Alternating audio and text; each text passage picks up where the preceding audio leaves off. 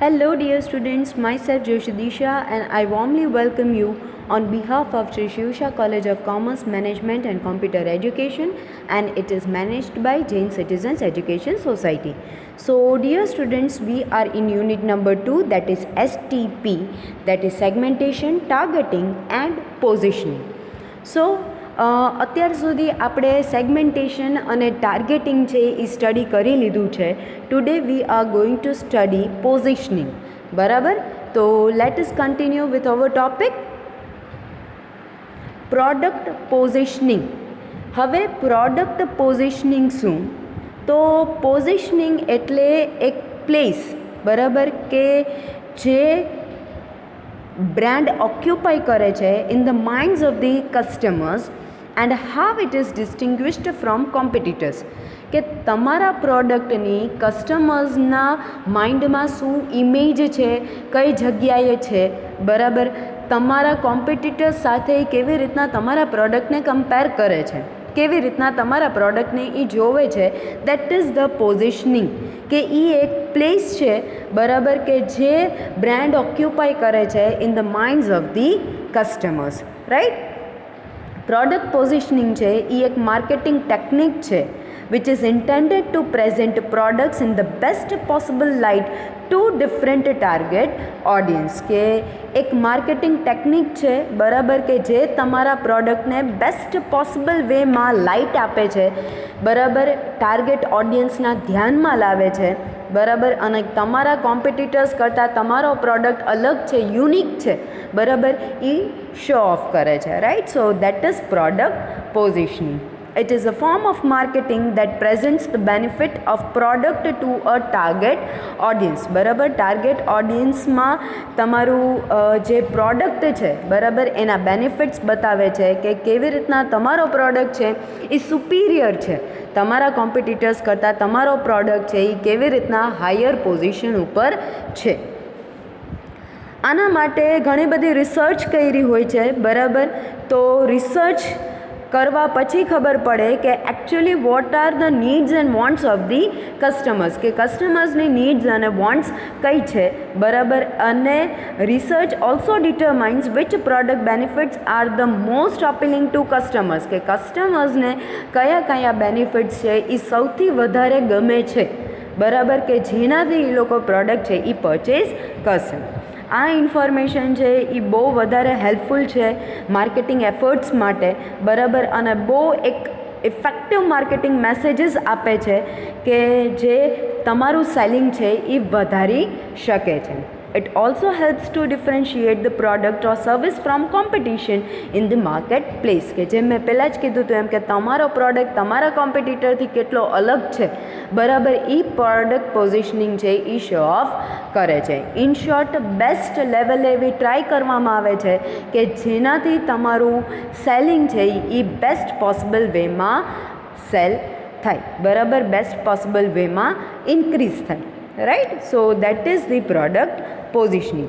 It is an important component of any marketing plan, but it doesn't have to be limited to one audience. બહુ એક કહેવાય કે effective marketing plan છે કે આનાથી તમે 90% એવી ગેરંટી છે કે તમારા પ્રોડક્ટનું સેલિંગ છે એ વધશે જ ફોર શ્યોર, બરાબર. ઇટ ઇઝ વેરી ઇફેક્ટિવ, પણ એ કોઈ એક પર્ટિક્યુલર ઓડિયન્સ સાથે લિમિટેડ નથી, બરાબર. પ્રાઇમરી તમારું જે ટાર્ગેટ ઓડિયન્સ છે, કે જે તમારો પર્ટિક્યુલરલી ટાર્ગેટ ઓડિયન્સ છે એને તો એ ટાર્ગેટ કરે જ છે, બરાબર, પણ સાથે સાથે ઘણીવાર એવું બને કે સેકન્ડરી ઓડિયન્સ એ હોય કે મારો એક બાઇંગ મોટિવ છે, તો મારે ક્વોલિટી સારી જોઈ છે, that is my buying motive and therefore I am purchasing this particular product.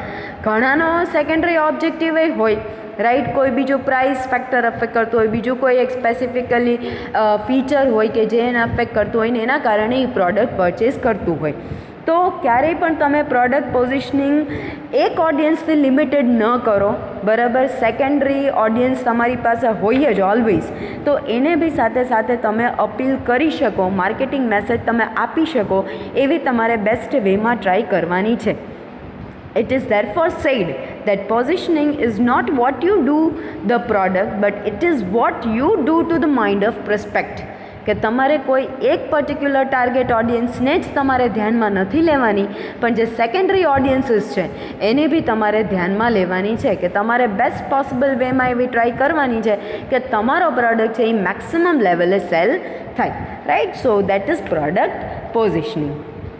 It can be defined as the position or a place a product resides in the consumer's mind with respect to competing product. Again and again the same things are repeated કે કન્ઝ્યુમરના માઇન્ડમાં તમારા પ્રોડક્ટની કેવી image છે, that is the positioning. બરાબર, કઈ પ્લેસે તમારું product છે એ reside કરે છે, રહે છે, બરાબર, that is product positioning. It is a process used by marketers to determine the best possible way to promote the product attributes to the target market according to the consumer needs and wants.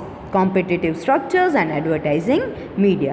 ટૂંકમાં એ એક process છે કે જેનાથી marketers છે એ best possible વેમાં એમના પ્રોડક્ટને promote કરે છે, એના ફીચર્સ દેખાડે છે ટાર્ગેટ માર્કેટને, બરાબર, અને કેવી રીતના એ આ બધી વસ્તુ કરે છે અને કઈ વસ્તુને ધ્યાનમાં લઈને કરે છે. તો એક જ વસ્તુને એ ધ્યાનમાં લે છે કે જે કસ્ટમરની નીડ્સ અને વોન્ટ્સ છે, બરાબર, એના અકોર્ડિંગ જ પ્રોડક્ટનું ફોર્મ્યુલેશન થાય છે અને એનું માર્કેટિંગ થાય છે.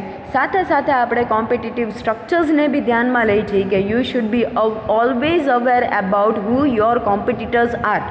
કોમ્પિટિટર્સને ક્યારેય અંડર એસ્ટિમેટ કરાય નહીં, તો એના માટે કોમ્પિટિટિવ સ્ટ્રક્ચર્સ કયા છે એ ધ્યાનમાં લેવાનું છે. And advertising media as well, કે તમારું એડવર્ટાઇઝિંગ મીડિયા તમે કયું સિલેક્ટ કરો છો એવું સિલેક્ટ કરો, રાઈટ, કે જે મેક્સ ટુ મેક્સ જે તમારું ટાર્ગેટ ઓડિયન્સ છે એને રીચ આઉટ કરો, right. So this 3 things are to be taken into consideration whenever we are doing product positioning, and they were consumer needs and wants, competitive structures and advertising media, right. So this was all about the meaning of product positioning. Now the next point that we are going to study, that is product positioning process. કઈ process through product પોઝિશનિંગે જવું પડે છે, બરાબર. તો that is discussed over year, કે અત્યારે આપણે સમજ્યા કે ભાઈ આવું કરો, નીડ્સ અને વોન્ટ્સને સમજો, માર્કેટિંગ સ્ટ્રેટેજીસ બનાવો, આ બધી વસ્તુ કરવાથી તમે તમારું સેલિંગ છે એ વધારી શકો, બરાબર. પણ સ્ટેપ્સ, પ્રોસિજર કઈ પરફેક્ટલી તમે ફોલો કરો તો જેનાથી એકચ્યુઅલમાં પરફેક્ટ પોઝિશનિંગ થાય અને તમારું સેલિંગ છે એ વધે, બરાબર. તો એ આપણે સમજવાનું છે કે steps to product positioning, right. Marketers with the positioning process try to create a unique identity of a product amongst the customers, બરાબર, કે એક યુનિક આઇડેન્ટિટી તમે ક્રિએટ કરો છો, that is making a difference between your product and your competitors product, બરાબર. તમારો product અને કોમ્પિટિટર્સના product વચ્ચે શું ડિફરન્સ છે, બરાબર, એ તમારે દેખાડવાનું છે, એ તમારે તમારા કસ્ટમર્સને બતાવવાનું છે કે આ વસ્તુના કારણે we are unique, we are different, બરાબર. અને એ કામ છે પ્રોડક્ટ પોઝિશનિંગનું. ફિલિપ કોટલરે સ્ટેજીસ આપેલા છે, એમણે 3 સિમ્પલ સ્ટેજીસ આપ્યા હતા, બરાબર. એને અહીંયા સિમ્પ્લિફાઈડ કર્યા છે ઇન્ટુ ફોલોઈંગ સ્ટેજીસ, બરાબર. They are the first one is know your target audience well. પહેલાં તો તમારે સૌથી પહેલો સ્ટેપ છે that you need to carry on is to understand your target audience, કે તમારે પહેલાં તમારી ટાર્ગેટ ઓડિયન્સને સમજવાની છે, right. So it is very essential for the marketers to first identify the target audience and then understand their needs and preferences. પહેલાં તો તમારે કઈ ટાર્ગેટ ઓડિયન્સ છે તમારી એને આઇડેન્ટિફાઈ કરવાની છે, એના પછી એની નીડ્સ અને વોન્ટ્સ શું છે, એના પ્રેફરન્સીસ શું છે, એના ઉપર ધ્યાન દેવાનું છે. દરેક ઇન્ડિવિડ્યુઅલ હોય એની અલગ અલગ ઇન્ટરેસ્ટ હોય, એના અલગ અલગ નીડ્સ હોય, અલગ અલગ પ્રેફરન્સીસ હોય. કોઈ બે ઇન્ડિવિડ્યુઅલ છે એ ક્યારેય એક સરખું વિચારતું નથી, રાઈટ. એના કારણે it is very important to know customers expect out of product, એના કારણે સૌથી ઇમ્પોર્ટન્ટ વસ્તુ એ છે કે તમે તમારા કસ્ટમર્સને સમજો કે એને પ્રોડક્ટમાંથી કઈ કઈ વસ્તુ જોઈએ છીએ, કયા કયા બેનિફિટ્સ એને જોઈએ છીએ. The product must fulfil the demands of the individuals, કે પ્રોડક્ટ એવું હોવું જોઈએ કે જે ઇન્ડિવિડ્યુઅલ્સની ડિમાન્ડને ફૂલફિલ કરે, તો જ તમારું પ્રોડક્ટ છે એ માર્કેટમાં સેલ થાય, otherwise not. Right, so this was the first step, that was to know your target audience well. Second point is that is identify the product features. So marketers themselves must be well aware of the features. બરાબર, marketers છે બરાબર કે જે advertisement કરવાના છે, લોકોને સમજવાના છે બરાબર, એના અકોર્ડિંગ પ્રોડક્ટનું ફોર્મ્યુલેશન જે કરવાના છે, રિસર્ચ કરવાના છે. સૌથી પહેલાં તો એમને પોતાના પ્રોડક્ટના ફીચર્સ અને બેનિફિટ્સનો આઈડિયા હોવો જોઈએ કે જે પ્રોડક્ટ આપણે બનાવ્યું છે, કે જે પ્રોડક્ટ આપણે માર્કેટમાં વેચવાના છીએ, સૌથી પહેલાં તો એ પ્રોડક્ટનું નોલેજ માર્કેટર્સને હોવું જોઈએ. એના દરેક ફીચર્સ, એના દરેક બેનિફિટ, દરેક વસ્તુથી માર્કેટર્સ છે એ ફૂલ્લી અવેર હોવા જોઈએ. It is rightly said, you can't sell something unless and until you yourself are convinced of it. હું જે પ્રોડક્ટ માર્કેટમાં વેચતી હોય, જો એ હું જ ન વાપરતી હોય, મને જ જો એની કંઈ વસ્તુનું નોલેજ ન હોય, તો ઇટ ઓલ ગોઝ ઇન વેઇન્સ. બરાબર, એ બધું વેસ્ટેજ છે, એ બધું નકામું છે. સૌથી પહેલાં માર્કેટરને એ વસ્તુનું નોલેજ હોવું જોઈએ, અને તમે જે વસ્તુ સેલ કરો છો એનાથી સૌથી પહેલાં તો તમે કન્વિન્સ્ડ હોવા જોઈએ કે ના, આનામાં આટલા આટલા બેનિફિટ્સ છે, ને આમાં આટલા આટલા ફીચર્સ છે. રાઈટ, અહીંયા એક્ઝામ્પલ આપ્યો છે કે માર્કેટર જે નોકિયા ફોન વેચે છે બરાબર, એની પોતાની પાસે પહેલાં નોકિયા હેન્ડસેટ હોવો જોઈએ કે જેનાથી એ એના કસ્ટમર્સને કન્વિન્સ કરી શકે. આપણે જે વસ્તુ યુઝ ન કરતા હોય એ ડેફિનેટલી આપણે આપણા કન્ઝ્યુમર્સને ન કહી શકીએ કે તમે આ વસ્તુ યુઝ કરો. રાઈટ, સો દેટ ઇઝ ટૂંકમાં માર્કેટર પાસે જે બી પ્રોડક્ટનું એ માર્કેટિંગ કરે છે એનું પૂરેપૂરું નોલેજ એની પાસે હોવું જોઈએ. Third point is unique selling propositions. તો દરેક પ્રોડક્ટનું યુનિક સેલિંગ પ્રપોઝિશન્સ હોય, at least some features which are unique.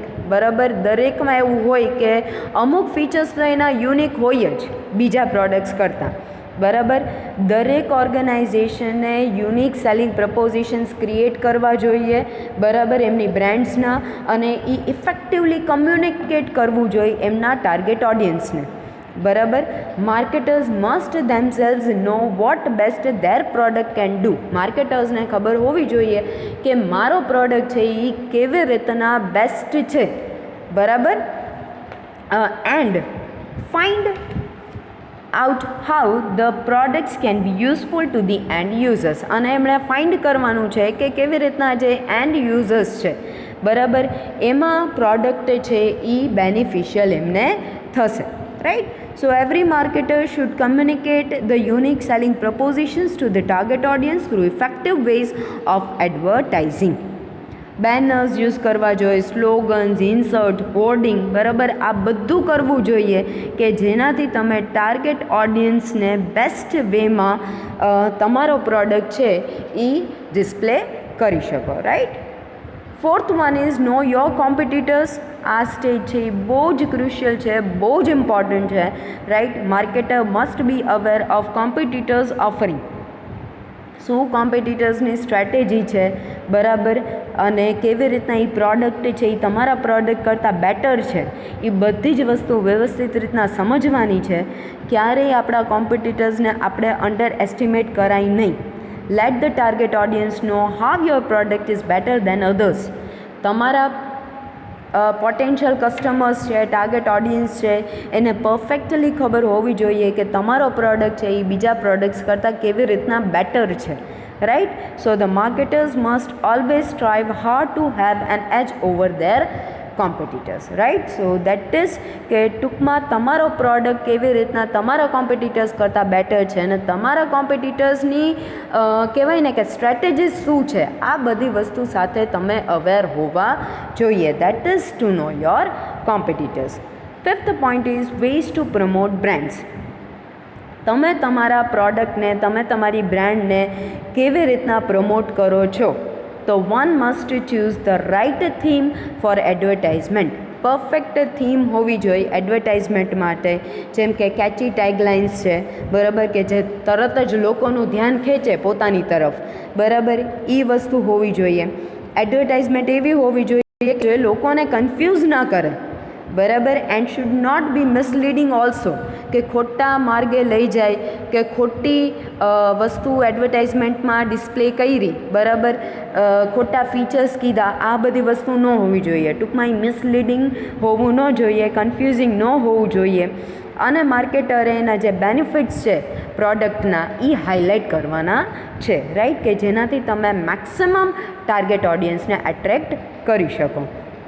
And sixth and last point, that is maintain the position of the brand. બરાબર, તો for an effective positioning it is essential for the marketers to continue to live up to the expectations of the end users, કે જે and users છે એને best વેમાં આપણે એની expectations fulfil કરી શકીએ, right, that is our prime objective.